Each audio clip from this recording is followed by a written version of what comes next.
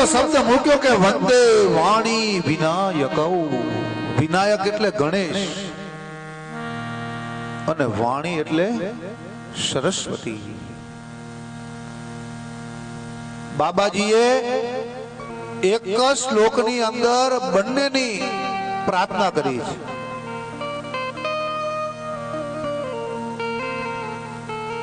કારણ કે એમને વિચાર્યું કે જો ગણપતિની પહેલી હું પ્રાર્થના કરું તો ગણપતિ શું આપી શકે?